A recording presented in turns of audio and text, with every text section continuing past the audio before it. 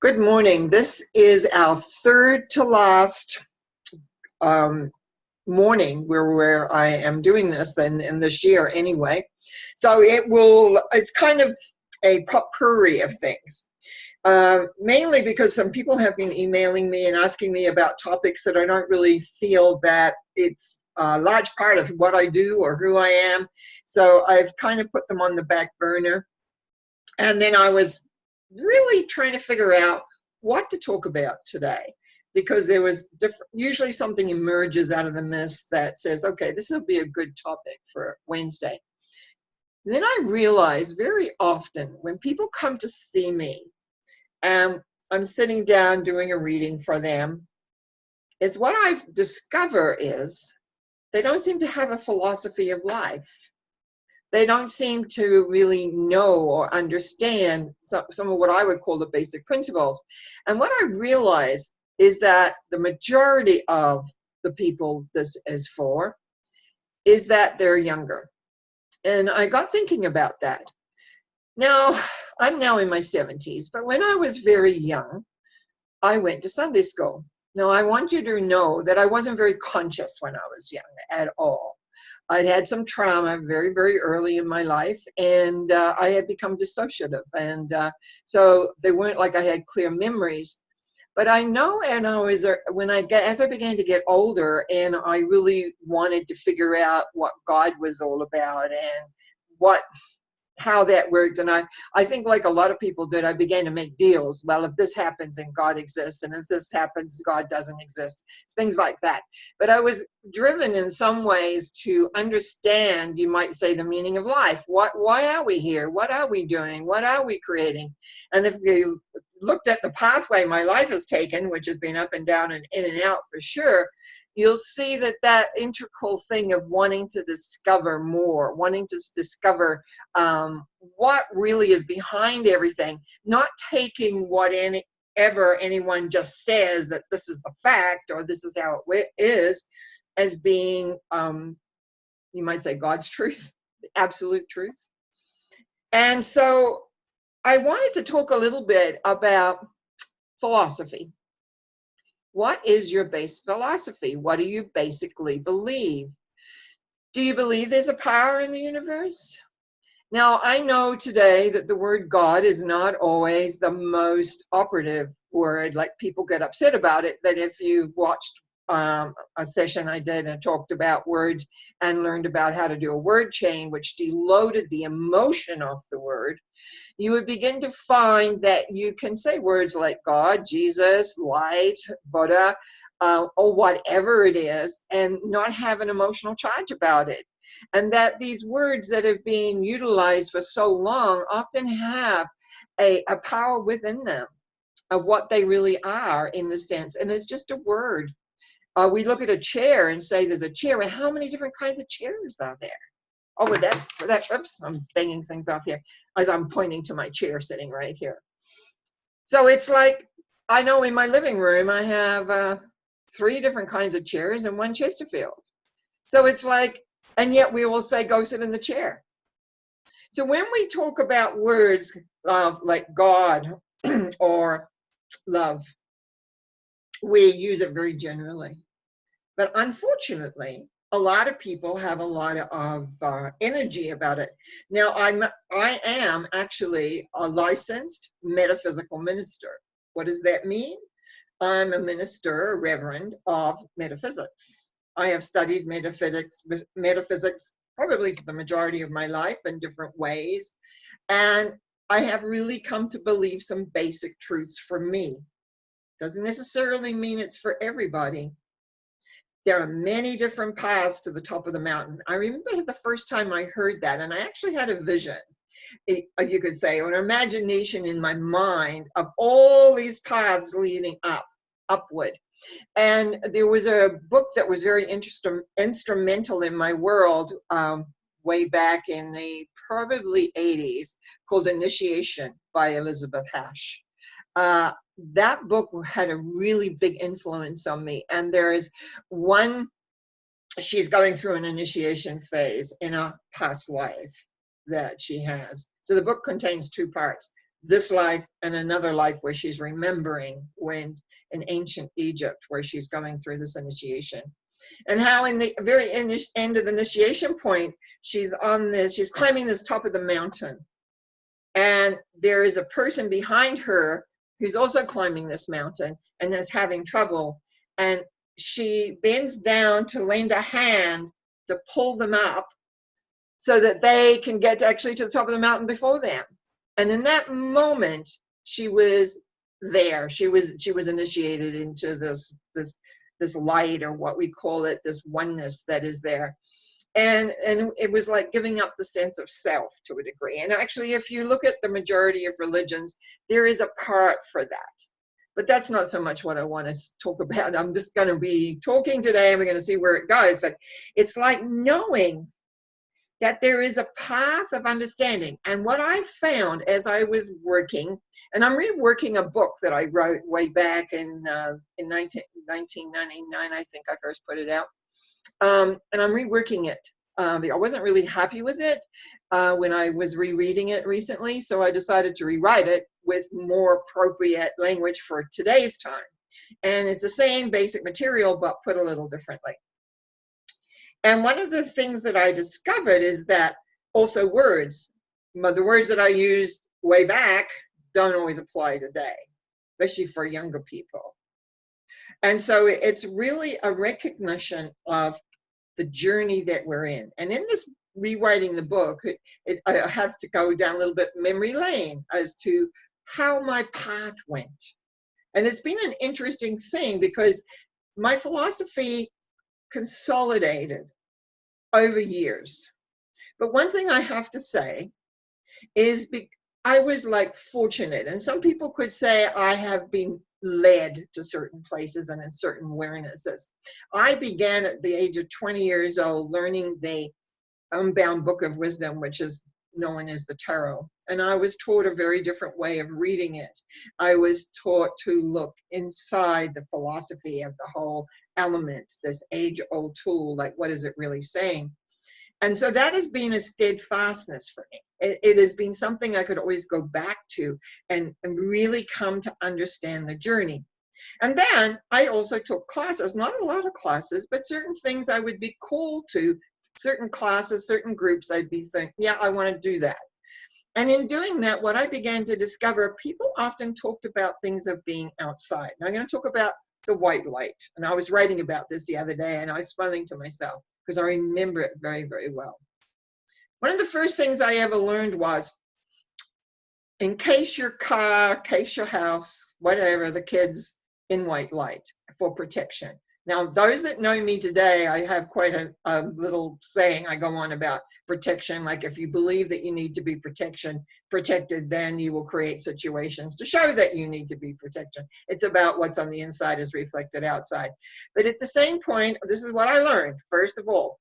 And then it was like, you can use light for healing. You can use light for this. And no one was explaining to me back then what this light was. No one really said light equals love. And interestingly enough, I was reading something the other day where it actually said that, and I went, thank you. That's what we need, because people need to know what this light means. But also what it was finding, it was looking outside, always outside rather than inside. So I'm in this course. It was 1 weekend a month for 9 months. And we were in about 3 or 4 months when one of the participants had an experience where he experienced being on a swing next to Jesus. And he felt this very encompassing love. And I remember on the way home, I cried because I wanted to have an experience. I wanted to feel this. So the next month I go back into the classroom with my friends, and we're sitting there, and I have all of a sudden I have an experience with this light. But I knew inside my being, I needed to bring it inside. It was not about that it was out there, but it was about that it needed to be in here. And that was my first journey into bringing this wonderful, all-encompassing love inside. Now, today, what I do is work to help people come to connection and with that. But in the beginning, I had so many blocks. I was so disassociative in all sorts of places. Even though I would feel it and know it to be true, I could not hold on to it. I could not hold onto that love because I was fractured. I was split, you might say, in many different ways. And that just enhanced my journey as to how do I have this work. So I followed some different ideas that I had been taught, learning about how to come into terms with this understanding that there is a power, and that power is available, and that power is loving. And that's all at the time that was, and I'm raising kids, I'm running a business. I mean, things were happening, but all the time, this desire to not only heal myself, because that's what I was looking at, but also to understand how this works. And because innately I want to teach and am a teacher, I wanted to also know how I could teach this. So the years ticked by. The course I had was over. I did some other things, and then I had a little bit of a catastrophe in my life. And that's one of the things you find. Life goes along smoothly, and then all of a sudden it's like it gets all turned around upside down. And then I began to look at everything that had happened, thinking, how could this have happened? Because very, very often in a metaphysical way, and at that time, New Agey thinking was coming in with lots of slogans and things. And one of them was that, you create your whole reality. You create your reality. So if anything happens to you, it's got to be you. And to a degree, I agree with that, but not everything do you actually create. Like you sit down and say, okay, I want this. And not only is it not all the time something that's reflected inside, as showing you that there is something to be addressed, because that does happen. But also what happens, things happen in life to other people that impact you. There is an earthquake. I know I'm in BC, so it's like in the Pacific, there's an earthquake. And then there is a tsunami. And the tsunami water comes in. Now, did I create that tsunami? No. The earthquake, there's something in the earth that created that. Pressure over time. We know from the whole geographic thing is that the pressure over time creates an earthquake. In fact, there was one today I noticed that came in that was six point something. There's been a lot of over 6-point earthquakes happening. So what do? There is this mass of water. We may not be washed away in it, but we have to mop up what's going on. And we've seen that happen. We've seen that happen at different times when big tsunamis come in. And for me, I had a saying, it's not the event, it's how you handle the event. Now you might think, well, how is that philosophical? What philosophy is that? The philosophy says that you, no matter what, can respond to what is occurring. And as I began to read for more and more people as the years went by, and I saw that they didn't have a big understanding of this concept, what I would call God or the universal love energy, they just didn't have any connection to it. They didn't know how to connect to it. They weren't taught how to pray or even how to think in an effective way. They were not taught how that there was this force there available to them. They were kind of taught a little bit about being self-responsible, but often didn't want to assume responsibility, didn't want to accept their role in everything. And so more and more I saw that people didn't really understand how we create through our thinking, through the emotional value we put behind things, and how we respond to things.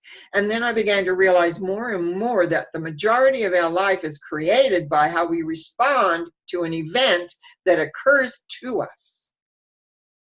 Yes, so therefore we are responsible for how we respond, but not necessarily the event. When if you're in a marriage, for instance, somebody comes home one day and says, I've had enough, I'm out of here. It's like, and sometimes, and I know I've had people sit across from me, it is like a total shock. They honestly did not pick up anything because the other person was really good at hiding what was going on in their lives. So it's the outcome. So what's your philosophy that holds you together during that time? What is your base belief? Do you know that you are loved beyond measure for you? Now, I wasn't really courageous. I need to clarify that. I'll go back a little bit here. When I was young, I was fearless, absolutely fearless. Best tree climber, didn't have any kind of fear for my physical well-being. Then two things happened. One was I was walking on a fence with rubber sole shoes that after rain, and I fell off. It was quite high, and I fell off it, and I broke my wrist, both bones in my arm, and they tried to set it anyway. They ended up having to take me back to the hospital and have it reset.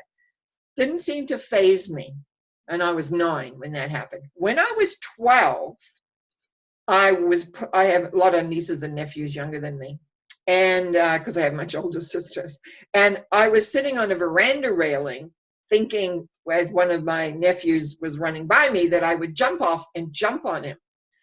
And I, to this day, believe he read my mind. And what he did was he grabbed both my legs and he pulled me. And as he pulled me, I fell and I broke just above my elbow. And that was a different story, because after that event, my fearlessness disappeared. I became, over the years, afraid of heights. Again, when I was 15, I was thrown off a wharf, and with 2 boys. I was getting at that age now where boys start paying attention to you. They picked me up. They shook me 1, 2, and 3. They're supposed to release me. One boy did, and one boy didn't for half a second when he realized the other one had. So I spun, and I landed on the water quite hard. So again, something else that affected me. Now I began, as the years have gone by, I reflected on that, and I realized when I fell off at 9, it was under my control. I was walking along and I fell. When I was 12, I was pulled off. I didn't have control over that. And that break has actually affected, I was quite athletic and I was quite gymnastic, did a lot of gymnastics, not the kind that you do today where you go in a class, but I could do backflips, walk like spider walk as they called it, all sorts of things. I was really tall, slender, and very, very mobile. But after that, I became less and less. I did less. I became more fearful, extremely fearful of heights, until I did some work on that. And even now I can have tinges of uncertainty. Now, did I create? Well, I had thought of jumping off, but there again, that was in my control. When something happens to you over you have no control, that has an effect on your response. What do you reach for to be able to handle that? What is it that has you realize that there is a force in this universe that is much bigger than you? That this force loves you absolutely, 100%. Absolutely, in a most magnificent way. That this force is there at any time. Now, do I live in that force all the time? Unfortunately, no, because I get in my head. The biggest enemy we have is this here, up here. Because the mind is trying to do whatever it wants. It likes to be in control, number 1. But number 2, it's up here thinking away, and we're not really in our heart. We're not in the sense of looking in. And what I found that for me was when I was really working at anchoring this into my system was being able to get it in down further than my head anyway to begin with, and then begin every now and again, just take a breath and drop into it and refeel it, and then go on with whatever is going on. But that doesn't really that give me like what's the working philosophy I have of life. The Tarot of the Higher Arcana gave me that. My studies with a religious science group for 8 years, where it really taught about the importance of the mind and how the mind works, gave me that. All of that brought about a sense of understanding the order, how things work. And yet, when nothing really explains how the love of the light works. So let me talk about light for a minute.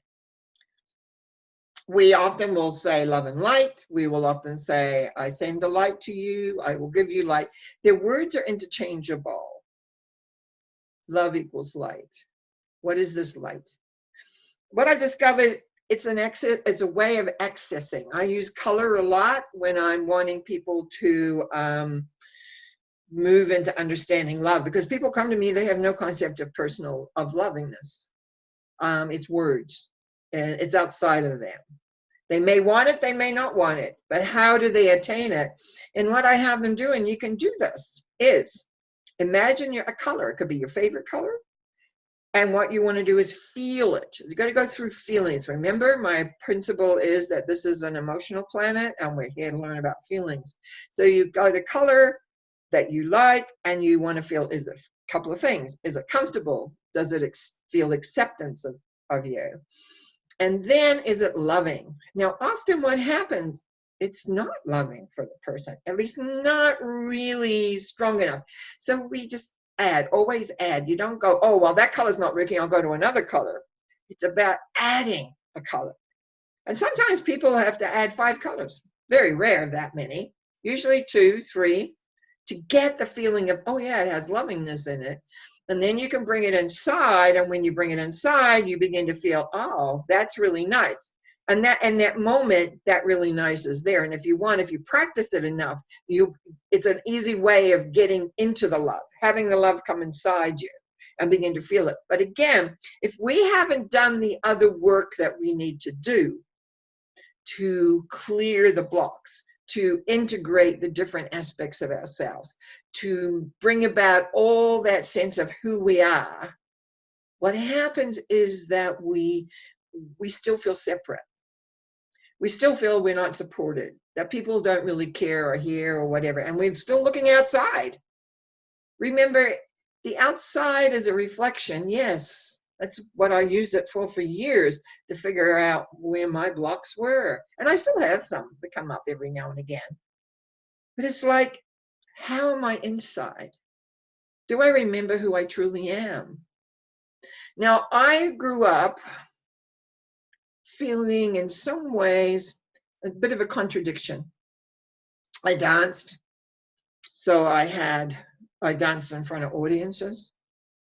I would have loved to have sung. I love singing, but my mother did not want that, so I did not do that. My mother was really insecure. So I picked up a lot of that. And it's really interesting because I've had a life where I've been in front of TV cameras, on radio, I've spoken to large groups of people, I've spoken to small groups of people, and I really enjoy it. Put me in a personal relationship, and somebody says something to me that I feel unsure about, I'm going to freeze and go away. I'll just shut down. And even though I have worked with that, so that, because I know that I'm loved, I know all the wordy things, I still find I will not be sure what to do. And a lot of that comes from my childhood, I agree. And I've done a lot of work on it. So why am I saying this to you is because in my heart of hearts, I know how loved I am. In my heart of hearts, I know that I can be as powerful as I choose to be. And then every now and again, there's parts of me which I'm still digging out of the shadows that come out that are not so sure of themselves. Because we have all these frozen memories, which I've spoken about in another session. And these frozen memories sometimes are really in the little shadows of bits. But I do know mostly I am joyous, I'm happy, I walk strong. I have no problem now speaking my truth. Except sometimes I still will hesitate. And so sometimes I'm working on at times when it comes up, breathing through and staying in my truth and my awareness. So what is my philosophy really? Is that there is a power in this universe that is there for everyone. It does not discriminate. It does not judge. It does not inhibit us in any way, shape, or form. It only wants, excuse me, whatever. It's interesting, my throat's all of a sudden decided to go. I get emotional at times when talking about that, feeling of this this absoluteness that we have. And what I would love is for everybody to know that and to live in that and stay in that. But I'm not in that 24 hours a day. I work at being there, especially when I'm working with clients, especially when I'm speaking. I work to have that energy come through me and represent through me, because there is a connection. We are all connected. And the acceptance and the love that this energy has for me, which it has for everyone, all I can do is acknowledge that. All I can do is acknowledge that in each human being. And no matter how much they may struggle when they sit down across from me, because they've got an issue, they've got a problem, they want to know the answer to, is to know that that part of them is now wanting to be in connection, wanting to have an answer they can hang on to, wanting to be shown the path that they can take. Because that's all I do, is just reflect that this is where you're stopping and blocking yourself, and this is what you can do to make it all work. And that's why I love my work. That's why I like to get up in the morning and look and go, oh, goody, I've got a client today, or I've got 2 clients today. It's like, what brings you pleasure? We're not here to be in pain. We're not here to be sad. We're here to rejoice life. If you look outside and like in the greeneries, like I live where there's lakes. I love the ocean because I lived there for many years. I grew up by the ocean. I love the ocean. But there's something about water that's always moving. And that's what I think about feelings and emotions. They're always moving. They're going somewhere. There needs to be a flow. And when we don't have a flow, we're blocked. And so the key is to have that flow.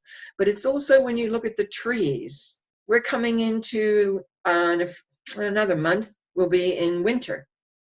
And where the trees hibernate, a lot of them just hibernate, wait. And sometimes there is times for hibernation and going inside and looking and being and knowing. And it's like having a principle of understanding that it's not all on your shoulders, that you are supported. And I truly, truly believe, ask and you shall receive. That's one of the biblical little comments I always remember. Seek and you shall find, ask and you shall receive. And there was a third one too, but knock and it'll be opened unto you. You got to seek. You need movement. A lot of people sit and they wonder why nothing's working. Oh, I do all these affirmations. I do all these different bits and pieces. But we used to say years ago when we used to do mental mind treatments, spiritual mind treatments, we call them, as using mind. And we would say, treat and move your feet. Because how can the energy that loves you and cares about you bring anything into you if you do not create space? If I just sat on my chair and did nothing, how would I have opportunities? How would I do other things? And even when it's hard sometimes for me to get up and move around these days, I still do. Because it's really important to know there needs to be movement, to plan, where am I going next? What am I going to be doing? To have that joy of life. Because this world that we live on, this earth, loves each one of us, absolutely. And the pulsation of the beat of the inner earth, which is there, is like slowing down and being with it as we move forward, is to know that no matter what. Yes, there's been some books that have really influenced me in many ways, besides my beloved tarot. The initiation I spoke about. Also, the books that the education of Oversoul 7 by Jane Roberts explained a lot to me how you can shift time periods, how you can be in this life in coming into 2020, but when you pass on, you may choose to have a life in 3017 or 563 BC. That was explained that to me very, very clearly. Also, there's an author called Joan Grant that wrote a number of past life memory books as romantic novels. The ones which were called The Eyes of Horus and The Lord of Horizon are a combination of two books. And they also had a tremendous amount. And then she wrote a book also called Winged Pharaoh, which went very well with initiation. And now I found out a few months ago that they're being offered, forget where exactly, but as ebooks, John Grant's books. They were very instrumental in me putting some of my, you might say, concepts together, because I do not think like most people out there, because I would take what I would be reading and I would explore it as this work. It didn't, sometimes often it wouldn't work for me. So how come? How come this doesn't work for me? That's how I found out the expanded truck system. That's how I began to realize that the psychics, why I teach the psychic systems the way I do, has three components. And except the eye system also has a fourth component that most people don't even are aware of, because they don't look inside and they don't ask the question. How can you get an answer if you don't ask the question? Life around us all the time is telling us this is a glorious planet that we live on, but we got to get out of our heads often to enjoy it, and to know that this word called God doesn't mean, oh my goodness, no, because it's God is equal light equals love, really.